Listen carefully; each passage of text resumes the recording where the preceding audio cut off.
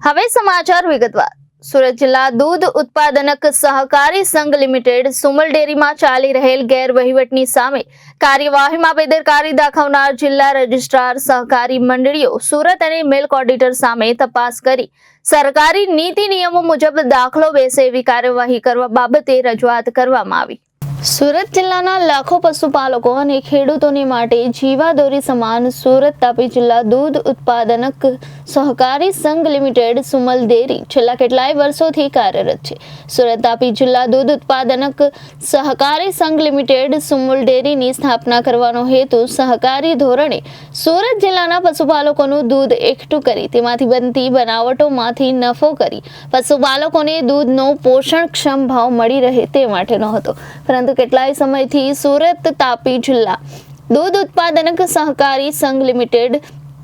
સુમલ ડેરીમાં ભ્રષ્ટાચાર આચરી કરોડો રૂપિયાનો ગેરવહીવટ કર્યો હોવાની ફરિયાદો ડિરેક્ટરો, પૂર્વ ડિરેક્ટરો અને સ્થાનિક ખેડૂત આગેવાનો દ્વારા થયેલ હોવા છતાં જિલ્લા રજિસ્ટ્રાર સહકારી મંડળીઓ સુરત દ્વારા કોઈ ગંભીર પગલાં લેવામાં રામી રહ્યા નથી, જે સહકારી વિભાગ માટે ખૂબ જ ગંભીર બાબત છે। સુરતના સ્થાનિક પશુપાલકોને ચૂકવવામાં આવી રહેલ દૂધના ભાવ કરતાં વધુ ભાવ આ સૌરાષ્ટ્ર અને મહારાષ્ટ્રથી મંગાવવામાં આવી રહેલ દૂધ માટે ચૂકવવામાં આવી રહેલ છે, જેથી સ્થાનિક પશુપાલકોને નુકસાન થઈ રહેલ છે। આમ સુરત તાપી જિલ્લા દૂધ ઉત્પાદનક સહકારી સંઘ લિમિટેડ સુમલ ડેરીના વહીવટકર્તાઓ દ્વારા સ્થાનિક પશુપાલકો સાથે અન્યાય કરવામાં આવી રહ્યો છે। કાર્યક્ષેત્રમાં આવેલ અન્ય દૂધ સહકારી મંડળી પાસેથી એનઓસી પણ લેવામાં આવેલ નથી। આમ સુરત તાપી જિલ્લા દૂધ ઉત્પાદક સહકારી સંઘ લિમિટેડ સુમલ ડેરીમાં સૌરાષ્ટ્ર અને મહારાષ્ટ્રથી દૂધ લાવવામાં આવી રહેલ છે તે પદ્ધતિ શંકા ઉપજાવે છે।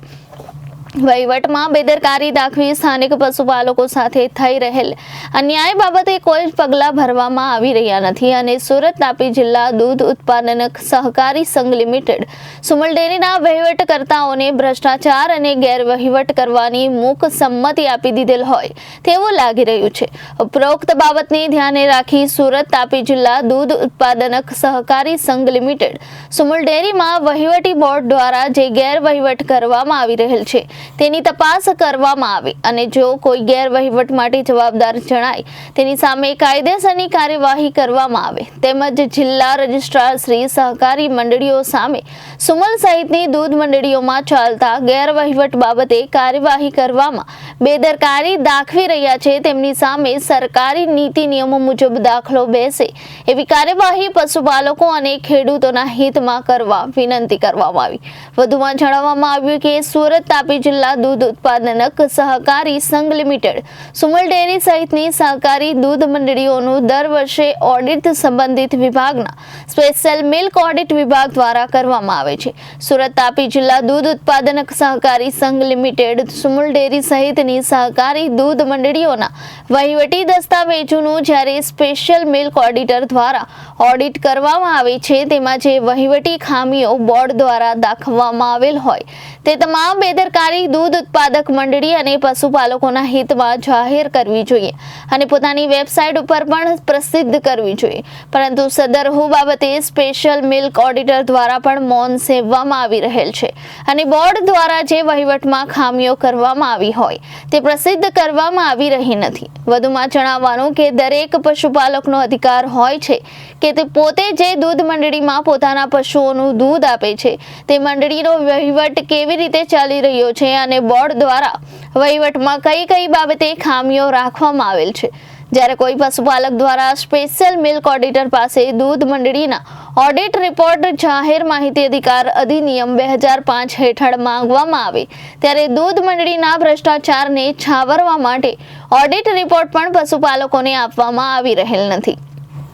સ્પેશિયલ મિલ્ક ઓડિટર દ્વારા દૂધ મંડળીના ઓડિટ રિપોર્ટમાં દર્શાવેલ ખામીઓ જાહેર ન થાય તે માટેના પ્રયત્નો કરવામાં આવે છે। આમ સ્પેશિયલ મિલ્ક ઓડિટર દ્વારા પશુપાલકોના માહિતી જાણવાના બંધારણીય અધિકારનો ભંગ કરવામાં આવી રહેલ છે, જે ખૂબ જ ગંભીર બાબત છે, જેથી સદરહુ બાબતે સ્પેશિયલ મિલ્ક ઓડિટની ભૂમિકાની તપાસ થવી જોઈએ અને જો તેઓ પોતાની જવાબદારી નિભાવવામાં બેદરકારી દાખવતા હોય તો તેમની સામે કાર્યવાહી કરવામાં આવે, તેમજ સહકારી ધોરણે ચાલતી દૂધ મંડળીના વહીવટમાં પારદર્શિતા લાવવા માટે સરકારી ધોરણે ચાલી રહેલ રહેલ દરેક દૂધ મંડળીના ઓડિટ રિપોર્ટ સહિતની માહિતી મંડળીના પશુપાલક સભાસદને સરળતાથી મળી રહે એ માટે સાર્વજનિક રીતે પ્રસિદ્ધ કરાવવા માટે ઘટતી કાર્યવાહી કરવા માંગ કરવામાં આવી હતી. સુરત અને તાપી જિલ્લા સંચાલિત સુમુલમાં 2 લાખથી વધુ પશુપાલકો દૂધ ભરીને પોતાનું ભરણ પોષણ કરે છે. જે રીતે સુમુલના ભારતીય જનતા પાર્ટીના મેન્ડેટ દ્વારા વહીવટકર્તાઓ ભૂતકાળમાં પણ 1000 કરોડ રૂપિયાના ગેરવહીવટની બાબતમાં પ્રધાનમંત્રીથી મુખ્યમંત્રી અને સરકારી અધિકારીઓને ફરિયાદ કરવા છતાં પણ આજે પણ એ તપાસ ઠેરની ઠેર છે અને વારંવાર સુમુલની સાથે સંકળાયેલી મંડળીના પ્રમુખ હોય, માજી ડિરેક્ટર હોય, અન્ય આગેવાનો દ્વારા અન્ય રાજ્યમાંથી લાખો લીટર દૂધ લાવવા માટેની ફરિયાદો વારંવાર સુમુલ, મિલ્ક ઓડિટર અને જિલ્લા રજિસ્ટ્રારને કરવા છતાં જે ગંભીરતાથી તપાસ થવી જોઈએ, જે રીતે સુમુલની દૂધની બાબતમાં જે એનઓસી લેવાની હોય અને દૂધની બાબતમાં જે સેમ્પલ હોય કે દૂધ બરાબર છે કે નથી એની પણ તપાસ કરવાની હોવા છતાં પણ જે ગંભીરતાથી મિલ્ક ઓડિટ વિભાગે અને જિલ્લા રજિસ્ટ્રારે તપાસ કરવી જોઈએ આજ દિન સુધી કરવામાં આવી નથી. હમો દ્વારા પણ વારંવાર ઓડિટ રિપોર્ટની માંગ કરવા છતાં પણ એ જાહેર સરકારી ઓડિટ રિપોર્ટ હોય છે તે છતાં પણ આપવામાં આવતો નથી. સહકારીમાં બધાને સાથે લઈને ચાલવાની ભાવના હોય અને સહકારીનો વહીવટ એ ખુલ્લો વહીવટ છે અને જ્યારે વહીવટકર્તાઓ પ્રમાણિકતાની વાત કરતા હોય તો એ જાહેરમાં આ બાબતનો ખુલાસો કરવો જોઈએ. એ અનુસંધાનમાં સુમુલના માજી ડિરેક્ટર મનોજભાઈ દ્વારા કામરેજમાં જે રીતે એક જ દૂધ મંડળીમાં અન્ય રાજ્યમાંથી જે રીતે દૂધ લાવવાની લાખો લીટર દૂધ લાવવાની ફરિયાદ કરતા હતા એ અનુસંધાનમાં તમે એ કલ્પના કરી શકો કે સમગ્ર સુરત અને તાપી જિલ્લામાં આવા કેટલા લાખો લીટર દૂધ આવ્યું, એની સંમતિ હતી કે નહીં, કેટલા ભાવે ચૂકવવામાં આવ્યું, એનો મિલ્ક ટેસ્ટ કરવામાં આવેલો કે કેમ ન હતો,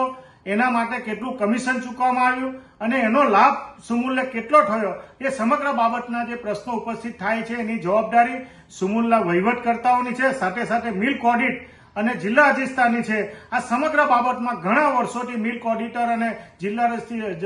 રજિસ્ટ્રારની ભૂમિકા ભૂંડી ભૂમિકા છે. પશુપાલકોને હિત જોવાને બદલે, સંસ્થાનું હિત જોવાને બદલે વહીવટકર્તાના વહીવટની બેદરકારીને છુપાવવાનું કામ છે. એ અનુસંધાનમાં માનનીય મુખ્યમંત્રીશ્રી અને જિલ્લા રજિસ્ટ્રાર, ગુજરાત રાજ્ય મંત્રી અને સહકાર સચિવને પત્ર લખીને વિનંતી કરી છે કે આ બંને અધિકારીની સામે આ સમગ્ર બાબતની તપાસ થવી જોઈએ અને એક કમિટી બનાવીને જે કોઈ એના માટે કસૂરવાર હોય એની સામે પગલાં લેવા જોઈએ એ પ્રકારનો પત્ર મેં લખ્યો છે. Reporter Arvind Rathod, Janadesh News, Surat.